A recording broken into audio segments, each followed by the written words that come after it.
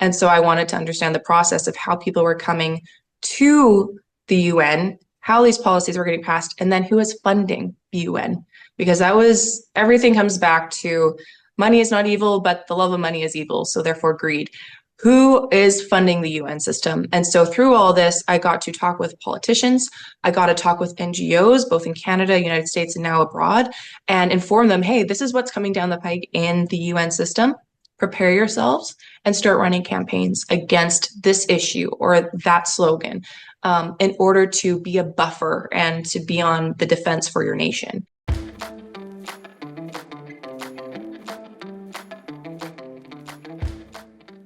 Hello, culminators. Hope you're enjoying the autumn as much as I am. This is my favorite season. I once had an argument with a lady. I say lady because I was maybe 19 and she was 25 or something. She was a graduate student when I was in college. And I said, fall's my favorite season. And she said, well, why not spring? It's also, mild weather, but it's about the future and life. And autumn is about, death. I said, but I just like the fall better. And we really got into a rather heated argument. And today, that woman is Kamala Harris. No, I completely made that up. I want to introduce you to a new friend, Mattea Merta. I'm going to throw up her. Well, I'm not going to throw up anything. I think that's inappropriate language this time of the morning. I'm going to put on the screen her X account. She is a or the, even that I'm going to ask her to explain to me, pro-family representative to the United Nations, political advisor, writer. In other words, Mattea is a pro-life, pro-family activist coming from a Christian perspective. And I want to talk to her about all those things. So I'm going to bring her on right now. She's already on. You can see her. She's the pretty one. I'm the bald one. And Mattea, good morning. How are you? Good morning, sir. I'm very, very well. Thank you for having me on. You're welcome. You're coming to us. You are Canadian, aren't you? Originally Canadian, yes, but now live in my what I call my homeland, the place I've always felt most home at, and that's in here in America. Well, that is actually very interesting because Canada is a basket case, isn't it? Oh, isn't it though? I used to work in the government of Canada in the House of Commons, and I've never seen such a downhill spiral as I've seen in the last couple of years. It's quite a mess. It really is something. I mean, to some extent, I think it mirrors what's happening politically in the United States, but without the checks and balances. Mhm. We have this problem with blue cities having this phenomenal impact on policy. And to some extent, that is offset by having the United States Senate. Mhm. And I guess to some extent, our court system is structured a little bit differently. Of course, Canada has a parliamentary system, and pretty much it's more of a straight majority. So Ontario pretty much rules the country.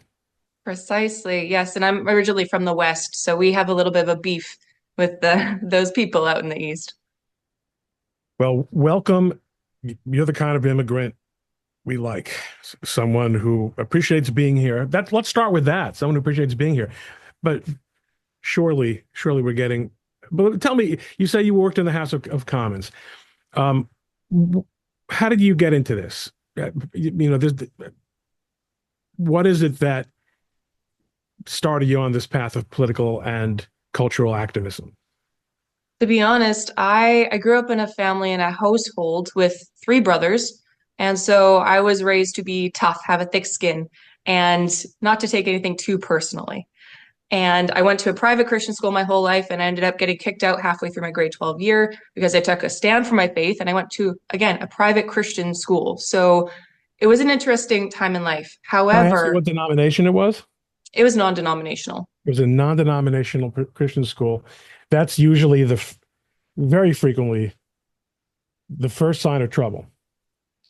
I mean, there's room for denominations to share educational values and cultural values, but there's going to be a sort of, what is it, lowest common denominator Mm. Can I ask you what the issue was that you took a stand on? Of Yeah. course, yes. And it was giving the wrong opinion when asked for my honest opinion.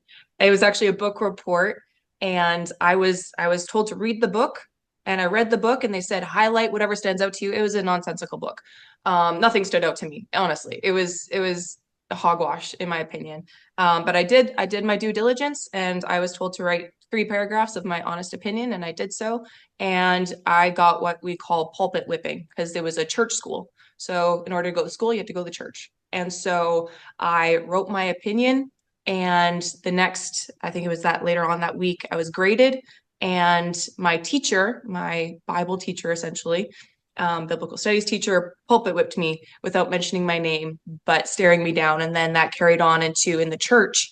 The pastor of the church also targeted myself and my family So for this was not a political correctness issue. This was just no, this you was you were being theological. you were being you were being a smartass.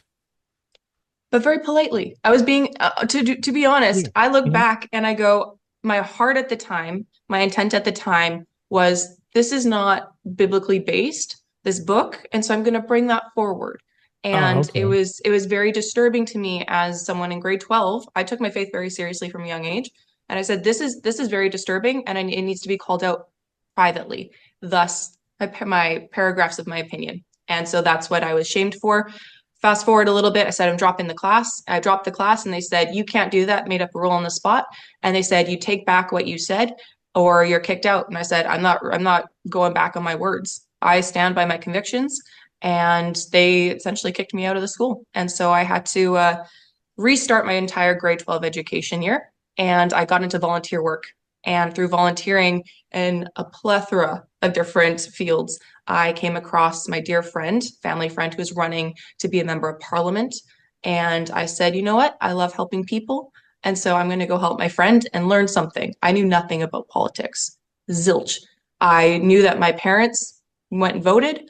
I knew that it was important in some way, shape, or form. And I said, you know what? I'm going to learn something here. And I definitely did. So you've done a very smooth legato expression, explanation from the book report to getting into politics.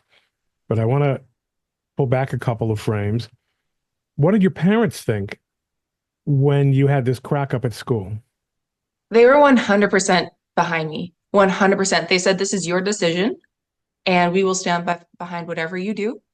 And understand that leading up to this point, my parents, my dad used to be a pastor. And so we had very solid teaching in the home. And then, of course, you go to school, you go to church, you receive instruction. But my parents took very seriously the scripture, as for me and my house, we will serve the Lord out of Joshua. And so we ran with that. And I said, I'm not going back on my convictions. And so my parents said, okay, we stand with you. And that's a good decision to make. And so there was never any tension on that fact when I was going through that part of life. So maybe that answers the next question I had thought I was going to ask, which usually stories like yours. I went to a church school. I was deemed disobedient, or I wasn't with the program. And that's why today I'm not in the church. And that's why Mm, today I do whatever the hell I want. That's why mm-mm. today I'm a Zen Buddhist. Yeah, You, on the I've other seen it too hand, often. you see it all the time, Hmm. but you were your this was a faith-based disagreement. And I don't know whether or not your parents weighed in on the merits of it, but they supported you. And you felt obviously that they were on the same page as you I did feel in that terms way of in because terms of your standing up for what you believe. absolutely. And I understand this. I had seen my parents stand up within the church and the school to defend our family's decisions. Because, for example, I went in this school, I wanted to take violin. I love violin. I love going to the symphony. I love classical music. So I went, I want to learn violin. And the school said that, hey, if you're going to take violin, you have to take it from somebody in the church. And nobody taught violin in the church. And so we went outside the church Okay, circles. slow down because I think that people outside of intense faith communities Yes. might have trouble understanding I don't have that trouble, Hmm. especially you know, with regard to the mixing of the sexes in our community. You Yeah. would you would never have someone going to someone's house of the opposite sex, Mm-mm. much less where there's a power issue. So I get that, but so in other words, it wasn't that only a Christian or only a Baptist or whatever, the channel might have been, can teach violin, but rather what kind of environment are we going to say? Violin's fine, but that doesn't mean we're sending you to Lincoln Square in Manhattan to learn how to play violin. Is that the point? It is the point. In a way, I would say. Um, there was a lot of abuse of authority within that church structure, and obviously the school structure as well. And so you couldn't really do anything else. Well, we did as a family, don't get me wrong, but the church said you can't do anything outside of what we provide, or else it's wrong. That's what was communicated. And so it was very, very restrictive. Now, this is where my parents, on a frequent basis, stood up for our family and said, no, this is what our child is going to do because they were given to us and not to you. And so we've placed them in a school. We are attending a church, but you don't have the right to govern our lives. We submit to God and God only. So this is where my parents frequently stood up within the church and school structure. Very Protestant. It is very much more so that way. Yes. Okay, so this is, I'm going to want to come back to this when we talk about the trouble Americans have Mm, with so-called organized religion, because I mm. think you're really talking about your everything you're telling me about this origin story gets us to that question, because you're part of the church, you acknowledge the authority of the church, and yet you make decisions and you make them as a family, which isn't always going to be the case either. You can also disagree with your parents at a certain point. That I Um, do. and you do. Uh, but you don't throw the baby out with the bathwater. I think that's a big problem in American society. But before getting into the really deep stuff, so you get bitten by a bug for politics and activism. And did you spend time then in Ottawa, sort of learning how things work, or did you get right? Was it more functional, and then the issues get backfilled, or was it issues driven? It was never actually issues driven for me at the front end of everything. I never went to part of, I think by the grace of God, he gave me the opportunity to learn hands on. So I went from working that campaign when I got out of school. I worked on that political campaign and I came from Saskatchewan. Unfortunately, the man I was working with didn't win. And of course, this was a volunteer position. However, a man who actually won his position for member of parliament offered me a position on his constituency board to be his youth representative. And I was like, what does that even mean? I don't understand this. I still don't understand politics, but I said, you know what, there's something here and there's something in my spirit that I'm being gravitated towards this because it influences people. And anywhere where there's influence, I want there to be a godly voice. Though I don't understand how this functions, I know I need to learn something here. And so I said yes to the position. I went off to policy conventions, and it was all just sitting and learning. And I think that's something that's super important that our generation, I'm now 28, that my generation doesn't really do. We don't just sit back and listen and learn. It's all, this is my opinion, and you need to hear me roar. And that's the wrong thing to do. So I learned from a young age just to go to the conventions. I don't understand the language, but slowly but surely, I started to understand things. And I started to dig into the Word of God, the Bible, and I started to go, okay, what's God's opinion on the issue of life? What's God's opinion on euthanasia, on finance, on economy in general, on all different matters? And you're And coming into this environment at a time when North American politics and Canadian politics in particular are rich with these controversial issues. I mhm, mean, in America, we've been tearing each other's hair out over this stuff for a generation, yeah. but not so much in Canada. Mhm. but except the last 5 years. And all of a sudden, Canada looks like, I don't know, Massachusetts. Or maybe not Massachusetts, because there's some disagreement, like you said, out west. Well, actually, they have that in Western Massachusetts too. So you Mhm. see what's going on, and you say, this isn't. I don't like the direction that things are going in. This doesn't sound like the way God wants a society to operate and the goals and principles that it should operate under. So what's the next step for you The at that next point? step was to accept an internship with my member of parliament, and I fought not to have it actually. And I said, I don't want to sit behind a desk all summer for 3 months. Like, who wants to do that? But thankfully, I have a very wise mother who encouraged me to do it. And I was there for nearly close to 4 years, 3.5, 4 years in parliament. And I ended up being someone who went in between the constituency and Ottawa very frequently. And so I got to have a taste of the real world.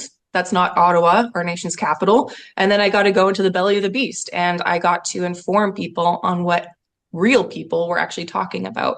And I had an incredible member of parliament, Brad Trost, who was the first one to set up both pro-life committee he sat on and the environment as he was a geologist. And so he was a fighter himself. And so I grew a lot under his leadership and under being in that office, period. So then I was on Parliament Hill for several years, and I got a taste of the political game. I got a good dose of backstabbing. I got to experience a lot of different things that outside of politics I don't believe really exists. But it's always for a purpose and a reason, and it's made me stronger today, both in my faith and in the political realm, which I'm really grateful for. Did you go to college or did you skip over that? No, I went straight into House of Commons.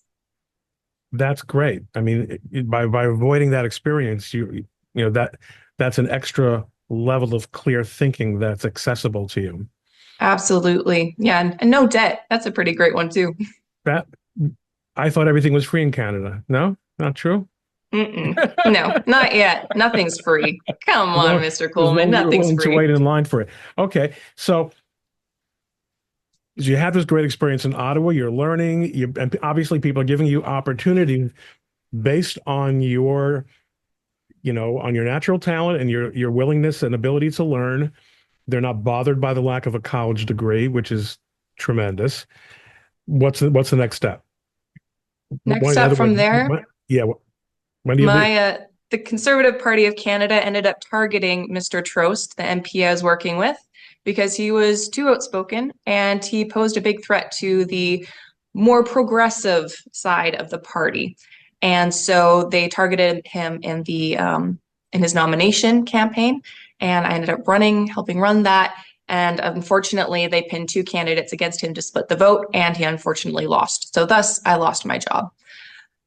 Thankfully, God provided another opportunity. I ended up going working for a cabinet minister in the province of Saskatchewan, who was a dear friend, Ken Cheveldayoff, another very good man. And I ran his office for a period of time. And I was involved, started to be more and more so involved in work, pro-life work, pro-family work in the United Nations system. And so I ended up leaving the position in the cabinet minister's office, and I went and full time did work both in Washington, D.C. on the UN file as well as in New York City. And that's where I started to experience the life of an entrepreneur, just like my parents were growing up. And it was rough. It was very tough, to be honest, but the Lord puts you in various positions, such as working in parliament, running those campaigns, being in a cabinet minister's office, and in order to build you up for the next step, the next level. And the UN was definitely the next level. So that's where I landed. Okay, so a lot to unpack here, and I'm asking you more specific questions, perhaps on this than other people who you've spoken to. But I appreciate that. I'm glad I thought you might actually, because first of all, you're interested in processes, and I'm a lawyer, and I'm interested in processes, Mhm. and I think it's fascinating because you not only changed citizenship. I don't know what your citizenship status is, but you nationality, let's say, um, and you went into NGO land, but you did it coming through the government. But you One minute you're in Ottawa, and then you're in Washington, D.C. So explain that. How does that happen? Actually, my boss, the member of parliament, if we're backing up to when I was in Ottawa, I never Before you, took vacation okay. ever. I became a workaholic because I was passionate about the work of helping people. And he ended up saying, "You're not allowed to come back to the office, and here is a way for you to go learn in Washington, D.C." So I ended up going to the Leadership Uh, Institute and I got a ton of training and I kept going back and I kept going back and I went, whose leadership institute was that? whose What's the leadership? leadership? The Leadership Institute. Yes, the That's the leadership. name of the program? Yes, the Leadership Institute. It's out in Arlington, Virginia, Okay. right Oh yeah. across the Okay. street. I guess I've heard of that. You see how relatively unpolitical I am for someone who's considered to be a political podcaster. But yeah, I suppose I have heard of the Leadership Institute. Yes, Morton Blackwell is in charge of that one. Got it. Okay. Yes, so I ended up going there for several trainings to learn many different things, many different things from social media to campaigns to everything in between. And from that, I went, I feel like I should be here in DC. And there's too many connections being made, too many things that I could help in terms of learning to then bring back to Canada. And so that's what I did. And I stayed in DC for a period of time. Of course, to respect the laws of the land, I would go back every couple months into Canada and then come back into DC. And through that, I got plugged into several other organizations here in America. And I started doing more and more UN work. And then, of course, when my boss got challenged in his nomination, I went back to Canada for a longer period of time, obviously lost my job and started work from afar. And then, but I would travel back and forth to DC quite frequently. So you started were you picking up sort of gigs at various, you know, other NGOs in DC, or like I would what? do it more so advisory Mhm. roles. A lot of my work, because obviously at the time I was solely a Canadian citizen, again, respect the laws of the land. And I couldn't really work for anyone and receive money. So Okay. the majority of my work for, I would say about 3, 4 years was pro bono. And I self-funded with my savings. And I really believe that America is the last stand in the world. And thankfully, there's other countries now rising up. But I believe in this country so much that I wanted to help other NGOs and other individuals here in America. And so that's what I did for a period of time. Okay. And next thing we know, you're involved with the UN. Yes. And that's amazing to me because I would think if someone was in a situation in a place where they're interested in how things work, the last place she would want to go is a place where things work so poorly. It's true. So, what is it about the UN that attracted you? Honestly, it was an opportunity that I saw was given to me by God. And so obviously I take that very seriously. And I want to be very good steward of that. And so back when I was working on Parliament Hill, I was given the opportunity to go into the UN for the what we call CSW, the Commission on the Status of Women. And it's just a bunch of feminists from Ah, around the world who go okay. and spew whatever they want to spew and think they're really important. And the And bureaucrats so are there. And you smelled blood. I did. And I wanted to go in and attack. And I Okay. did that. And so after that experience, when I was still working on the Hill, I said, there's something here that's very significant. And I don't know really what it is, but I would pray about it. I would go there and I kept going there. And then when it turned into a full-time gig, I went, I understand why I'm here. Everything that's cooked up, so people might not understand. So for anybody listening who doesn't understand the full UN system, there's the UN in New York, and then there's Including me. I don't understand it at all. I'm still So learning I'm listening. myself because it's so dysfunctional. You're learning the dysfunction of the UN I bet. system. Okay. But there's the UN in New York and then the UN in Geneva. And so what we have this saying, whatever's cooked up in Geneva is eaten in New York. And so I would go to New York and I would go, oh my goodness, I'm recognizing all of these policies that are being implemented back in Canada through the federal system. This is where They're they're. first coming here. This is Uh-huh. the originator. And that would be like one of my prayers. God, where are all these ridiculous policies in Canada and the United States coming from? They're coming from the UN. So that's where I started really intensively learning how the UN system talked, because they have a whole different kind of language and lingo, how they were presenting issues, what really, so for example, what were phrases that they used that now governments are using? For example, sexual and reproductive health and rights.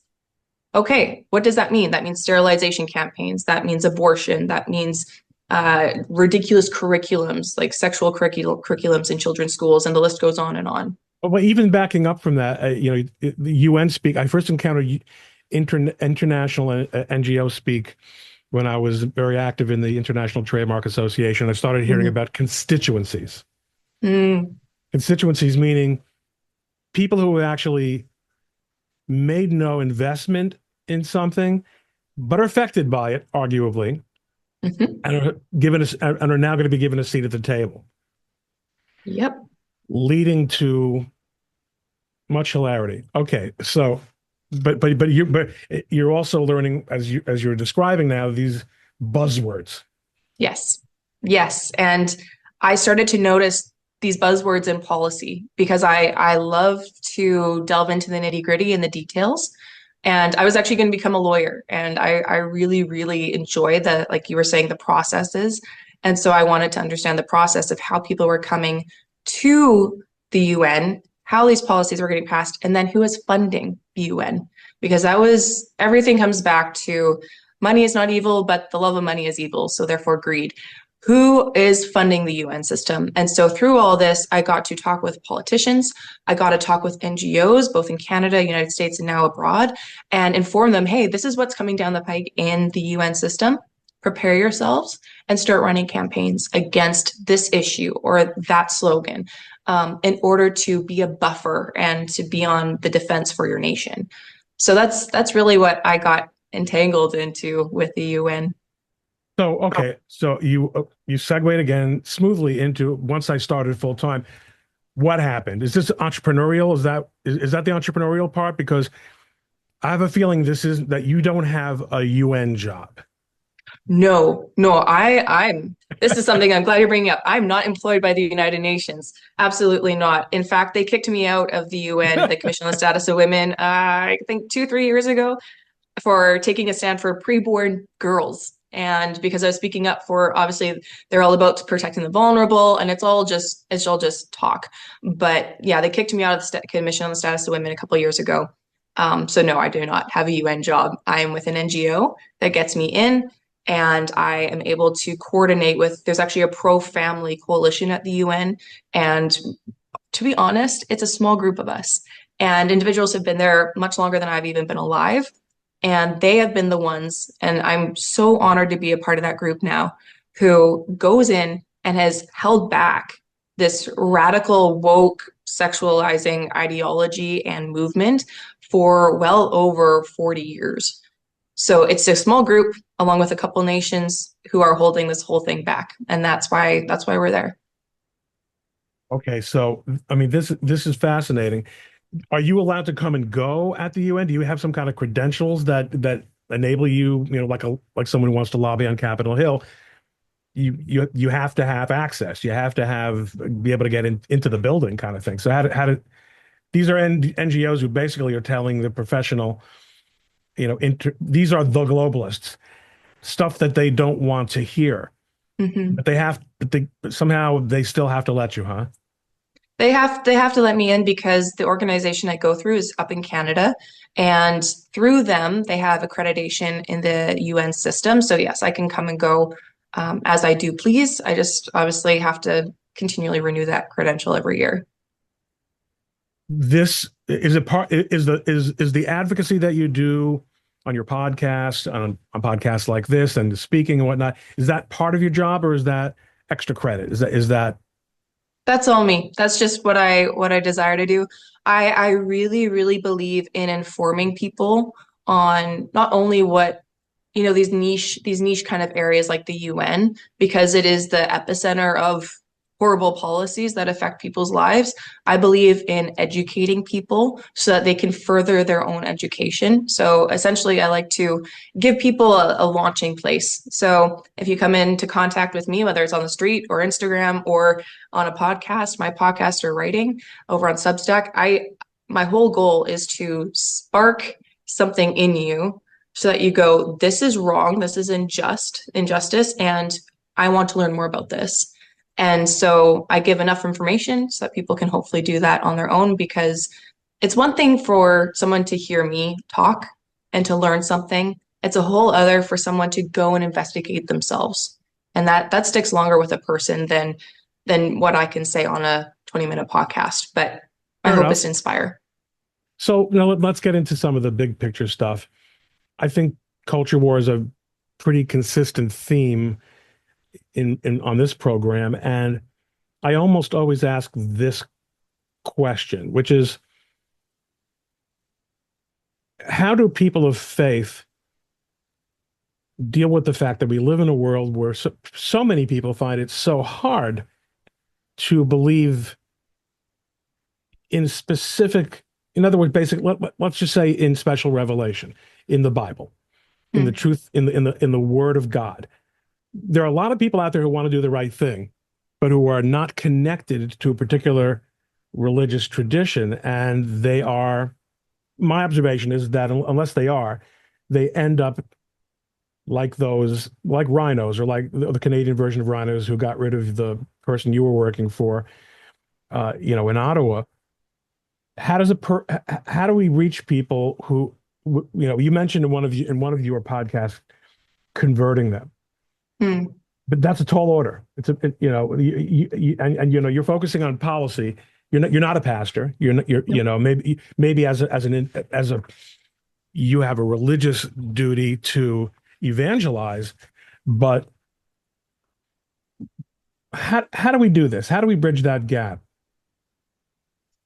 Are we talking solely through religious means or with regards to politics? Well, is it possible to make the political change that you think is necessary without getting people to see the spiritual and moral issues from a religious perspective? Do you think that's possible? Maybe it is. I think it is. I do think it is. I had this, what I would call a revelation. My eyes opened one day when I was working on Parliament Hill and I was doing the political work, right? And my heart is coming from a place of I serve God, and so I'm doing this work. And because it's not easy work. It's truthfully, it's just not.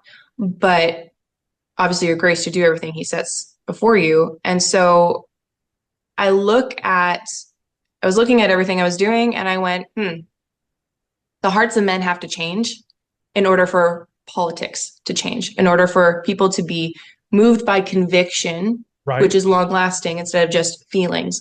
And so there has to be the pulpits, the Black Robe Regiment here in America. I don't know if you know about them. Years and years ago, were accredited with helping win the independence of the United States from Britain. And so for me, it's the pulpits have to thunder with truth and righteousness, and people themselves have to be living righteous lives. And that inspires the action. And we believe that faith without works is dead. And so if you're just praying, like I put out today in Jeremiah 29:7, God calls his people, whatever city they're in, to not only pray, but to seek the welfare or the peace of the city. And so it's faith and action. And so to bridge that gap, one, we need strong leaders, not just in the churches, but in the home. It's all about getting back to the home, because Ah, every society in the world, regardless of where you are, is built upon family units. It's not actually single people. It is family units which drive economies. It's family units which pass on the morals and values that are going to carry on into the next generation and so on. And so having a generational perspective of your life in general and your family is what I believe bridges that gap, because nothing can replace a family. Nothing can replace a mother and father in the home. And this gets down to, of course, the cultural wars, but this obviously flows into politics. But it all starts with the heart of the person. And unless the heart is changed, politics won't change. okay. I mean, so I'm a little unclear because I think you're saying that there does have to be you say the heart, I say the spirit. Mhm. I think we're talking about the same thing. Correct. So I think that there. that unless there is a renewed commitment to traditional moral values, Hmm. which the family, without which, without, with which is impossible without reestablishing traditional family units, Correct. 100%. Um, as you very well observe, you people can have moments of moral clarity that go with emotion, but Hmm. when hard decisions have to be made, then emotion takes over again, and you end up having nothing. So, how do you change hearts and spirits? Um, Again, people aren't people don't get married anymore. Yeah. People have children, generations of children in which there hasn't been marriage, for one or two generations. That used to be called living in sin. Yeah. And there's no concept of sin anymore. Hmm. There's no concept of again of a well-defined morality. Maybe what you actually said to me, though, is in your answer, you said people have to live morally.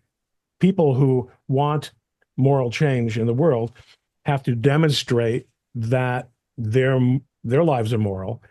Yeah.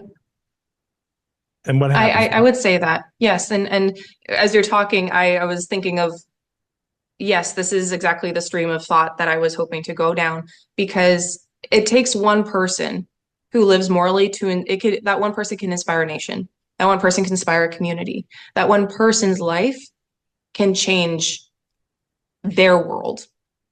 And so living a life that is honoring to God, there has to be a God awareness, a reawakening in every country. It's not just here in America, but there has to be a reawakening. And I will also say this, that an example of that is myself going into the United Nations. I'll tell this brief story where I went into the UN, and of course it's all these feminists everywhere. And I love to interact with people who really disagree with me because I learn from them. And there's something about really listening to a person's story when they disagree with you, because there's always a reason for why people believe what they believe. And so when you hear the heart of a person, that emotion drives down and compassion rises up in you for that person. And you can have a real conversation that way. So I was talking with a woman from Planned Parenthood. She's based in New York. Obviously, I'm very pro-life. I believe you shouldn't murder children. I believe that you should protect vulnerable women. And I believe in the family unit. So we're talking, and I hear that she is a part of Planned Parenthood because she had been forced into an abortion. And my heart broke for her. And there was a level of love and compassion and mercy towards this woman I had not experienced myself towards another person in that way. Of course, because I'm usually behind a keyboard or I'm talking with radical activists on the street. But she poured out her heart. And as I'm talking with her, I got the opportunity to pray with her. I got the opportunity to say, I'm so sorry that you were put in that position. And there was a bridge that was built there. And she said to me, I've never talked to someone who is quote unquote pro-life and had this from them. So it takes one person to change a heart, to change a mind, but you also can't shut down the conversations that are difficult. Lean into the conversations that are difficult and address topics that are difficult, especially in the culture arena. A little bit of light dispels a great deal of darkness, as they It's say. true. It's true. So, you know, what do you think? I mean, I've noticed from your social media, you seem to have a pretty good idea who you think should win the election, which by the time this podcast is, let's put it this way, if anyone listens to this election, to this podcast, that will mean that Trump will have won because otherwise, you know, we'll be shut down. Uh, I don't really think so, but sometimes it feels that way. Mm-hmm. You had a very good point in something that you said that I kind of want to close on, which is that actually, I think it was a fairly recent tweet where you mentioned, or maybe it was the video in your tweet, we're not choosing a husband or a son-in-law. We're choosing a president. We're choosing the president, and we're choosing Oh, we're a not choosing a basket of, pastor. We're choosing a president. not choosing a pastor, and the candidates are have to be looked at as baskets of policies. So we're not voting, we're not approving necessarily of Donald Trump. It's not for me to approve or disapprove of him in this context. There are definitely things that Christians and traditional Jews would find difficult to Mhm. square in his past life. But when you look at the policies and you look at the platform, how could there be any question? Why is there so much confusion, you think, among well, or is there as much confusion among evangelicals on the issue of voting for a person of questionable morals? Let's say let's stipulate, and I think this is a counterfactual stipulation that Kamala Harris is a more moral person than Donald Trump. That's frankly preposterous. But let's Yeah. say she were. Okay. Is there really, do you talk to other people in church or in your religious community who actually think that for that reason it's more appropriate to vote for Kamala Harris than for Donald Trump? All the time. Yeah, All the they, time. And I they don't stay really are. within the confines of my own quote unquote tradition. Yeah, I go outside of it all the time to have conversations. I talk with many pastors. Excuse me. sure. And yeah, it's everybody points to mean tweets. His personality is terrible. I always go back to he defunded the UNFPA, the United Nations Population Control Fund. He pulled out of the WHO. He held up morality. He protected religious freedom abroad and at home. He wasn't the one throwing pro-lifers in prison. There are multiple other instances where President Trump protected the economy, fought for families, fought for churches, fought for pastors to be able to speak freely. There are so many instances where, sure, mean tweets, get over it. There's there has to be this has to be the most touchy-feely, wimpy excuse of Christianity. And I'm standing behind that at this point. You're going to be hated by this world because I was hated. Those are the words of Christ. Well, take a stand. Then you'll experience some of that persecution. The persecution that you experience here in the United States or in Canada is nil compared to the experiences of those overseas. So why are we taking a stand for the rights and freedoms that we've been given by God that's supposed to be acknowledged and protected by government? You're just going to sit back and say, oh, somebody's personality rubs me the wrong way, so I'm not going to do my part in helping to restrain evil. Okay, Let me you're going to be actually accountable. let me suggest something that I think I can give my wife credit for. I think part of the reason you're hearing so much of this is that the values, the traditional conception of masculinity has been destroyed. Yep. And the way Jane puts it is that women are running everything. Women Mm-hmm. vote on emotions, so mean tweets Motion. are a very big deal. Yep. And then there are all these men that are either trying to impress women or have just given up or never had, a male perspective on how to make choices. Mm-hmm. And these feeling things, these choices made on feelings govern them in a way that, it might be bad enough that highly educated and credentialed women, all those upper middle class suburban Karens we're always hearing about, it's bad enough that they make decisions based on these factors, but also now men do also. And I think if we go back to what you said before about the family structure, Mm-hmm.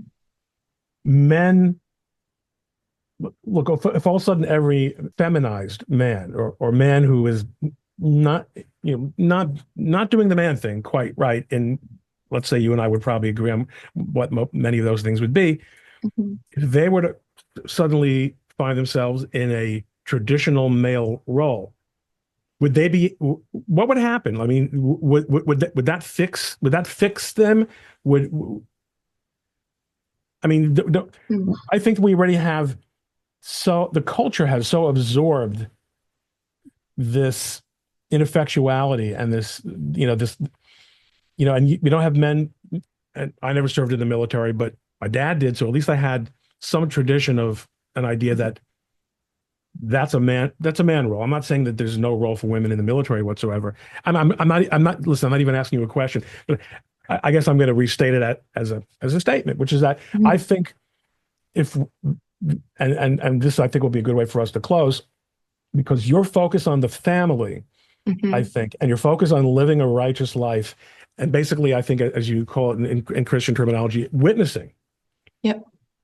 And we have it in Talmudic language also being ma'ayed, Mhm. being causing people to see, Yep. and to basically your life is a testimony Mhm. to how how a person, how a God-fearing person relates to God, and how being a godly person makes that person relate to other people.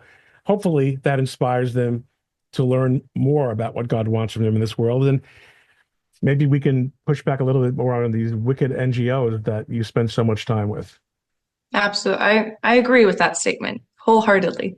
Well, Mattea, it has been fascinating talking to you. You're really a very interesting and idealistic person, and I love meeting people who put their money where their mouth is.